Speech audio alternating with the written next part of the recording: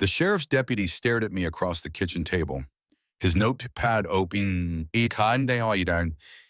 pun poised. Behind him, the crime scene photographer was still taking pictures of what we had found in the basement. I could hear their footsteps echoing through the floorboards above us, and every creak made my stomach turn.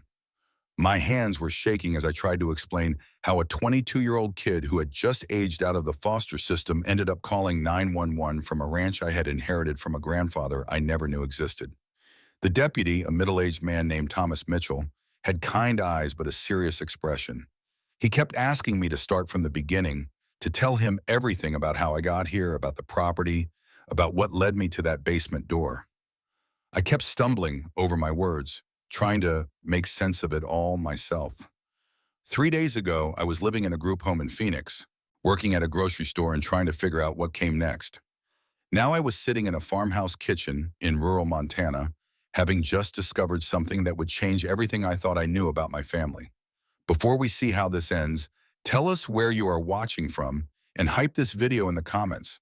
I have a feeling you are going to want to share this story with everyone you know. Let me back up and tell you how this all started. My name is Daniel Gomez, and I spent my entire childhood in the Arizona foster care system. I never knew my parents, never had any information about extended family, nothing. The social workers told me my mother died when I was 2 and that there was no father listed on my birth certificate. For 20 years, I believed I was completely alone in the world. That belief shaped everything about how I saw myself and my future.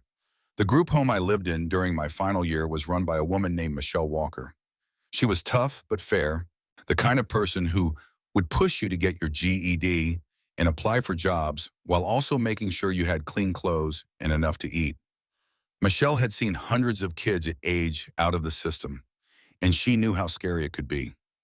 Most of us had nowhere to go, no family to fall back on, no safety net at all. She tried to prepare us for that reality while also giving us hope that we could build something for ourselves. I was working at a grocery store in downtown Phoenix, stocking shelves and saving every penny I could. My plan was simple: save up enough money for a security deposit on a small apartment, maybe find a roommate, and try to figure out community college or a trade school. It was not much of a plan, but it was mine. I had learned not to dream too big because disappointment hurt too much when you had no one to help you pick up the pieces. The letter arrived on a Tuesday morning in March. Michelle brought it to me while I was eating breakfast, and I could tell by her expression that something was different. The envelope was thick, expensive-looking paper, and it had a law firm's return address from a place called Willow Creek, Montana. I had never heard of Willow Creek, and I definitely had never heard of the law firm. Benjamin Price and Associates, it said in elegant lettering. My first thought was that someone was trying to scam me. I had heard about those letters that promised inheritance money from distant relatives, the ones that were always fake and designed to steal your personal information. But Michelle encouraged me to open it anyway, and when I did, my whole world shifted. The letter was from Benjamin Price himself, a lawyer who explained that he had been searching for me for over 6 months. According to his records, I was the sole living heir of a man named James Ross, who had died the previous September. James Ross was my maternal grandfather, a man I had never known existed. He had owned a cattle ranch outside Willow Creek, and he had left everything to me in his will. I read that letter 5 times before it started to sink in. This stranger, this grandfather I had never met, had not only known about me, but had cared enough to leave me his property. The lawyer explained that James had tried to find me years earlier, but had been blocked by the foster care system's privacy laws. He had never stopped looking, though, and had updated his will regularly to make sure I would inherit everything if something happened to him. The ranch included 240 acres of land, a main house, a barn, and several outbuildings. There were also bank accounts, some livestock, and farming equipment. Benjamin Price estimated the total value at somewhere around $800,000. I was sitting in a group home kitchen, reading about inheriting more money than I had ever imagined existed, from a grandfather who had been looking for me my entire life. Michelle was crying by the time I finished reading the letter out loud. She had worked with foster kids for 15 years, and she had never seen anything like this happen. Most of us aged out with nothing, and here I was being handed a completely different life by someone I had never met. She helped me call the lawyer's office that same day to verify that the letter was real and to start the process of claiming my inheritance. The phone call with Benjamin Price changed everything. He was a soft-spoken man in his 60s who had known my grandfather for over 30 years. He told me that James Ross had been a good man who had made some mistakes early in life, but had spent his later years trying to make things right. My grandmother had died when my mother was 16, and James had struggled with alcohol and depression. He had not been a good father to my mother, and she had left home as soon as she could. According to Benjamin, my mother had moved to Arizona and cut all contact with her father. She had been angry and hurt, and James had respected her wishes to be left alone. But when she died, he had tried desperately to find me. The foster care system would not give him any information, and by the time he found a lawyer who could help him navigate the legal process, I had been moved between several different homes and the trail had gone cold. James had never given up, though. He had hired private investigators, updated his will every year, and made sure that Benjamin Price had clear instructions to find me if anything happened to him. He had died of a heart attack while working in his fields, and Benjamin had immediately begun the search that led to that letter. The lawyer arranged for me to fly to Montana the following week. He would pick me up at the airport in Billings and drive me to Willow Creek to see the property. There would be paperwork to sign, accounts to transfer, and decisions to make about what I wanted to do with my inheritance. Benjamin warned me that the ranch had been empty for 6 months and would need work, but he assured me that it was structurally sound and had good bones. I spent that week in a strange state of shock and excitement. Michelle helped me request time off from work and pack a bag for the trip. She also sat me down for several long conversations about what this inheritance might mean for my future. She was excited for me, but she was also worried. I had never lived anywhere but group homes and foster families. I had never been responsible for property or livestock or any of the things that came with owning a ranch. The flight to Montana was my first time on an airplane. I pressed my face to the window as we flew over the desert and then the mountains, watching the landscape change from the brown and tan colors of Arizona to the greens and blues of the northern states.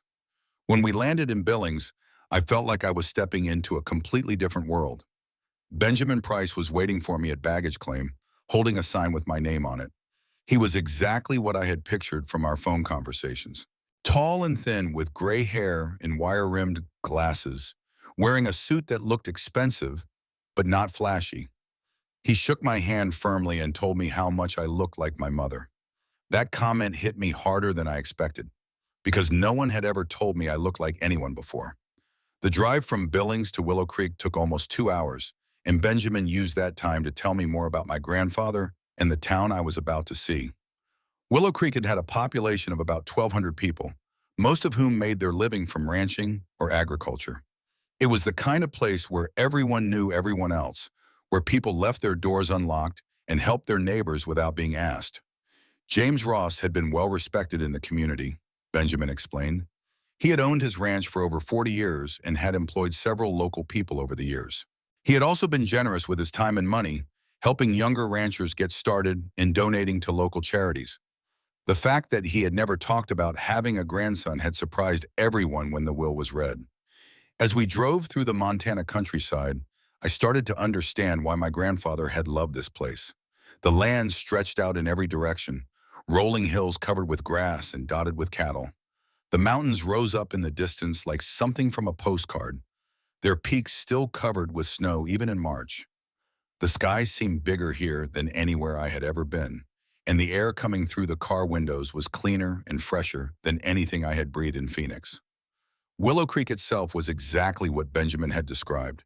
One main street with a few shops, a diner, a bank, and a post office. There was a grain elevator at one end of town and a small school at the other. People waved at Benjamin's car as we drove through, and I could see them looking curiously at me through the passenger window. I wondered what they thought about the mysterious grandson who had inherited James Ross's ranch. The ranch was about 10 miles outside of town, down a gravel road that wound through pastures and over small hills. When we finally turned into the driveway, I saw the house for the first time, and my breath caught in my throat. It was a 2-story farmhouse with white siding and a wraparound porch, surrounded by mature trees that were just starting to bud with spring growth. The barn was red, like something from a movie, and there were several smaller buildings scattered around the property. Benjamin parked in front of the house and handed me a set of keys. The front door key was old and brass, worn smooth by decades of use. When I turned it in the lock and stepped inside, I felt like I was entering a time capsule. The furniture was old but well-maintained, and every surface was covered with a thin layer of dust. The walls were lined with photographs, and I realized I was looking at pictures of family members I had never known existed. The kitchen had a large wooden table in the center, surrounded by mismatched chairs that looked like they had been collected over many years. There was a cast iron stove that looked like it had been there since the house was built, and cabinets painted a soft yellow color that had faded with age. Everything felt warm and lived in, like a real home instead of the institutional spaces I was used to. Benjamin showed me through the rest of the house, pointing out the bedrooms upstairs and the small office where my grandfather had kept his ranch records. There was a basement that we did not go into that day, and a back porch that looked out over the pastures where I could see cattle grazing in the distance. Every room told a story about the man who had lived here, and I found myself trying to piece together what kind of person my grandfather had been. That first night, I stayed in a motel in town while Benjamin helped me start the paperwork process. Over dinner at the local diner, he introduced me to several people who had known my grandfather. There was Dennis Mendoza, who ran the feed store and had sold supplies to James for 20 years. There was Helen Powell, who owned the diner and remembered my mother from when she was young. And there was Joyce Robinson, the bank manager who would help me transfer the accounts and understand the ranch's financial situation. Everyone was kind but curious. They asked careful questions about where I had been and how I had ended up in foster care. I could tell they were trying to understand why James had never mentioned having a grandson, and I found myself explaining the complicated family history as best I could. Most of them seemed satisfied with the explanation that my mother had cut contact with her father and that I had been lost in the system. Over the next few days, Benjamin and I worked through the legal requirements for transferring ownership of the property. There were forms to sign, accounts to access, and decisions to make about the immediate care of the livestock. James had employed a part-time ranch hand named Nancy Edwards, who had been taking care of the cattle since his death, and she was eager to meet me and discuss the future of the operation. Nancy was a woman in her 50s who had worked with cattle her entire life.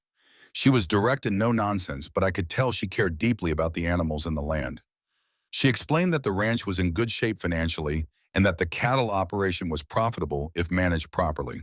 However, she also made it clear that ranching was not something you could learn overnight, and she questioned whether a 22-year-old from the city was ready for the responsibility. I spent my first week in Montana staying at the motel and visiting the ranch every day. I walked through the pastures, explored the barn, and tried to imagine myself living in that house and working that land. It felt surreal, like I was playing dress-up in someone else's life. But there was also something that felt right about it, something that called to me in a way I had never experienced before. The house was full of my grandfather's belongings, and I spent hours going through his things and trying to understand who he had been. There were photo albums filled with pictures of the ranch over the years, showing how it had grown and changed. There were books about cattle ranching and agriculture, many of them filled with handwritten notes in the margins. And there were personal items that told the story of a man who had lived alone but had not been lonely. In his bedroom, I found a box of letters that my mother had written to him when she was young, before their relationship had soured. Reading them was like getting to know a version of my mother I had never imagined. She had been funny and smart, excited about school and friends and the normal things that teenagers care about. The letters stopped abruptly when she turned 17, and I could only imagine what had happened to change everything. But it was in the basement that I found the thing that would change everything I thought I knew about my family and ultimately lead to that phone call to 911. I had avoided going down there during my first week because Benjamin had mentioned that it was mostly used for storage and was not particularly interesting. But on my 8th day in Montana, curiosity got the better of me, and I decided to explore every part of my inheritance. The basement stairs were wooden and creaked under my weight as I made my way down with a flashlight. The space was larger than I had expected, running under most of the house, with stone walls and a concrete floor. Most of it was filled with the kind of things you would expect to find in a ranch basement. Old farming equipment, boxes of seasonal decorations, canning supplies, and furniture that had been replaced over the years. But in the far corner, behind a stack of boxes, I found something that did not belong. There was a newer-looking door, painted white, that seemed out of place in the rustic basement. It had a modern deadbolt lock, and when I tried the handle, it would not budge. I spent 20 minutes looking for a key before I found one hanging on a small nail behind the water heater. When I unlocked that door and stepped inside, my flashlight beam revealed a small room that had been carefully constructed and maintained. The walls were lined with metal shelving, and every shelf was filled with boxes, files, and what looked like evidence of some kind of investigation. There were maps of the local area with locations marked in red ink, photographs of people I did not recognize, and stacks of documents that appeared to be related to missing persons cases. In the center of the room was a desk with a computer that looked like it had been used recently. The screensaver was still running, and when I moved the mouse, it came to life without requiring a password. The desktop was organized with folders labeled by year, going back almost 15 years. Each folder contained what appeared to be research into unsolved disappearances in the area. I spent the next several hours going through the files, trying to understand what my grandfather had been doing in that room. It became clear that he had been conducting his own investigation into a series of disappearances that had occurred in and around Willow Creek over the past 2 decades. Young people, mostly teenagers and young adults, who had vanished without a trace. The official investigations had all gone cold, but James had never stopped looking for answers. The files were meticulous and detailed. He had interviewed family members, tracked down witnesses, and followed leads that the official investigations had missed or ignored. He had maps showing where each person had last been seen, timelines of their disappearances, and theories about what might have happened to them. It was the work of someone who was obsessed with finding the truth, even when everyone else had given up. But the most disturbing discovery was yet to come. In the newest folder, dated just 2 months before my grandfather's death, I found evidence that he believed he had finally identified the person responsible for the disappearances. The folder contains surveillance photos of a man named Donna Moore, who owned a large ranch about 30 miles from Willow Creek. The photos showed Moore meeting with some of the missing people in the weeks before they disappeared. There were also copies of financial records that my grandfather had somehow obtained, showing large cash transactions that coincided with the disappearances. And most damning of all, there was a hand-drawn map of Moore's property that showed the locations of what my grandfather believed were burial sites. He had marked 7 different spots on the map, each one corresponding to one of the missing people. The final document in the folder was a letter that my grandfather had written but apparently never sent. It was addressed to the sheriff's department and detailed all of his findings. He wrote that he believed Donna Moore was a serial killer who had been preying on vulnerable young people for years, and that the authorities needed to search her property immediately. The letter was dated just 1 week before my grandfather's fatal heart attack. I sat in that basement room for a long time trying to process what I had discovered. My grandfather had not just been a rancher. He had been an amateur detective who had spent years trying to solve crimes that the official investigators had given up on. And he had died just before he could present his evidence to the authorities. The question that haunted me was whether his death had really been natural. The timing seemed too convenient, coming just as he was about to expose what he believed was a serial killer. I wondered if Donna Moore had somehow learned about my grandfather's investigation and had taken action to stop him. The thought made my blood run cold. I knew I had to do something with this information, but I was not sure what. I was a 22-year-old kid who had just inherited a ranch from a grandfather I had never met. Who was going to believe me if I walked into the sheriff's office with a story about secret investigations and buried bodies? But I also knew that I could not just ignore what I had found. If my grandfather was right, there was a killer still out there, and more people might disappear if nothing was done. I decided to start by doing some research of my own. I used my grandfather's computer to look up information about the missing people and about Donna Moore. What I found confirmed many of my grandfather's theories. Moore was a wealthy rancher who had moved to the area about 25 years ago. She kept to herself and had a reputation for being difficult to work with. Several people who had been employed by her over the years had quit suddenly, citing her volatile temper and strange behavior. The missing people all fit a similar profile. They were young, between the ages of 16 and 25, and most of them had been drifters or runaways with no strong family ties.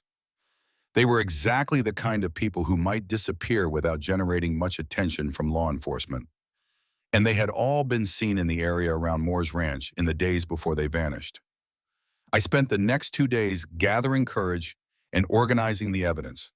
I made copies of everything, stored them in multiple locations, and tried to figure out the best way to present the information to the authorities. I also called Benjamin Price and asked him about my grandfather's death.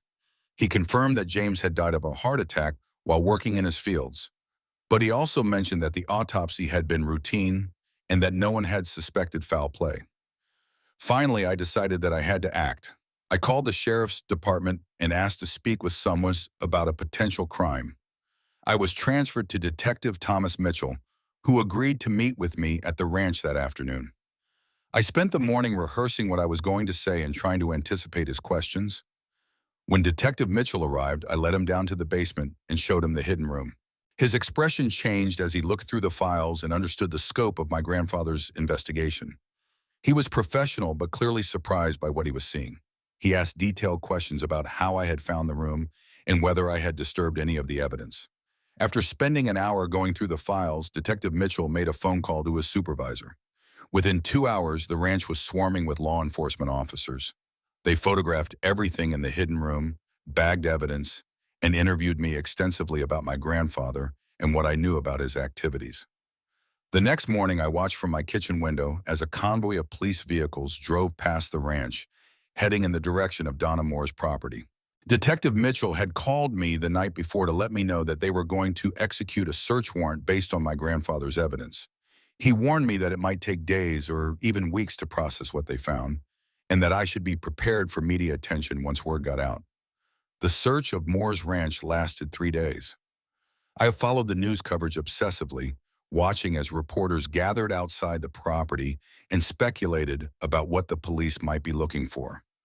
On the 3rd day, Detective Mitchell called me with news that would vindicate my grandfather's years of investigation. They had found them. All 7 burial sites that my grandfather had marked on his map contained human remains. The forensics team was still working to identify the bodies, but preliminary evidence suggested that they matched the missing people from my grandfather's files. Donna Moore had been arrested and charged with multiple counts of murder. The news hit the small community of Willow Creek like an earthquake. People who had known Moore for decades struggled to believe that she had been a killer, hiding in plain sight. The families of the missing people finally had answers, even though those answers brought as much pain as relief. And my grandfather, who had died before he could see justice done, was being hailed as a hero who had never given up on finding the truth. Detective Mitchell told me that my grandfather's investigation had been crucial to solving the case. Without his meticulous research and documentation, they might never have known where to look for the bodies. The evidence he had gathered over the years would be instrumental in prosecuting Moore and ensuring that she spent the rest of her life in prison. The media attention was intense but brief. Reporters wanted to interview me about my grandfather and how I had discovered his investigation. I gave a few interviews, trying to honor his memory while also protecting my own privacy. The story of the foster kid who inherited a ranch and uncovered a serial killer was too compelling for the media to ignore. But I tried to keep the focus on my grandfather's dedication to finding justice for the victims. In the weeks that followed, I had to make some important decisions about my future. I could sell the ranch and return to Arizona with more money than I had ever dreamed of having. Or I could stay in Montana and try to build a life in the place my grandfather had loved. The choice was not as easy as it might have seemed. Nancy Edwards, the ranch hand who had been taking care of the cattle, offered to teach me everything I needed to know about running the operation. She said that my grandfather would have wanted the ranch to continue, and that she believed I had the potential to be a good rancher if I was willing to work hard and learn. The offer was tempting, but I was also terrified of failing and losing everything. The people of Willow Creek had embraced me as James Ross's grandson and the person who had helped bring a killer to justice. Helen Powell at the diner saved me a piece of pie every day. Dennis Mendoza at the feed store spent hours teaching me about cattle nutrition and pasture management. Joyce Robinson at the bank helped me understand the ranch's finances and plan for the future. For the first time in my life, I felt like I belonged somewhere. But it was a conversation with Benjamin Price that finally helped me make my decision. He told me that my grandfather had always hoped I would come back to the ranch someday, even though he had never been able to find me. James had kept the operation profitable and well-maintained because he wanted it to be ready for me if I ever showed up. He had seen the ranch not just as his legacy, but as my inheritance and my future. I decided to stay. I moved into the farmhouse permanently, sleeping in the bedroom that had been my mother's when she was young.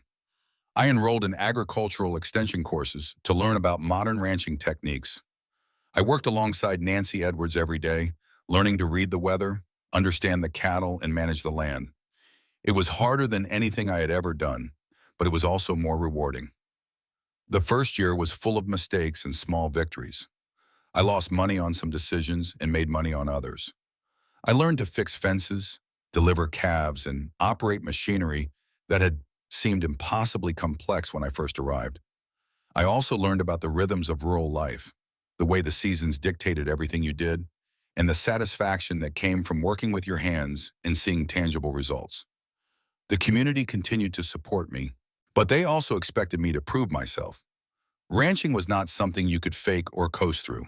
The cattle needed to be fed regardless of the weather. The fences needed to be maintained whether you felt like it or not. The land required constant attention and care. But as I met those challenges, I found that I was becoming someone I had never been before. Someone with roots, with purpose, with a place in the world. 5 years later, I am still here. The ranch is profitable and growing. I have expanded the cattle operation and added some diversified agriculture. I employ 3 people full-time, including Nancy Edwards, who has become like a second mother to me. I have also gotten involved in the community, serving on the school board, and helping with local charities. The house is no longer a dusty museum of my grandfather's life. It is my home, filled with my own belongings and memories. I have kept some of his things, especially the photographs and the books about ranching. But I have also added my own touches, making the space reflect who I am becoming, rather than just who I inherited it from. I think about my grandfather often, especially when I am working in the fields where he died. I wish I could have known him, could have learned from him directly instead of just through the legacy he left behind. But I also understand now that he gave me something more valuable than money or property. He gave me a place to belong, a purpose to pursue, and a community to be part of. The basement room where I found his investigation has been sealed by the police, but I sometimes think about going down there and trying to understand what drove him to spend so many years searching for the truth. I think it was the same thing that drives me to get up every morning and take care of this land. The belief that we have a responsibility to each other, that we cannot just walk away when things get difficult, that someone has to care enough to keep trying. Donna Moore was convicted on all 7 counts of murder and sentenced to life in prison without the possibility of parole. The families of her victims finally had closure, and the community could begin to heal from the knowledge that a killer had been living among them for so long. My grandfather's investigation was featured in several true crime documentaries, and his story has inspired other amateur investigators to never give up on cold cases. But for me, the most important part of this story is not about solving crimes or inheriting money. It is about finding family in unexpected places and learning that home is not just a place you are born into, but something you can build for yourself. I spent 22 years believing I was alone in the world, and now I wake up every morning surrounded by people who care about me and land that depends on me. If you are watching this and you feel lost or alone, I want you to know that your story is not over yet. Sometimes the most important chapters of our lives begin when we least expect them. Sometimes the family we need finds us when we have given up hope of ever belonging anywhere. And sometimes the inheritance that matters most is not money or property, but the chance to become who we were always meant to be. I want to hear your stories too. Have you ever discovered something about your family that changed everything you thought you knew about yourself? Have you ever had to choose between the familiar and the unknown, between safety and possibility? Leave a comment below and tell me about the moment your life took an unexpected turn. Share this video with someone who needs to hear that they are not as alone as they think they are. Subscribe to this channel if you want to hear more stories about people who found their way home against all odds. Hit the notification bell so you do not miss any new videos. And remember that no matter where you are in your journey, no matter how lost you feel right now, there is always the possibility that tomorrow will bring the letter, the phone call, the discovery that changes everything. The ranch is quiet tonight as I finish telling you this story.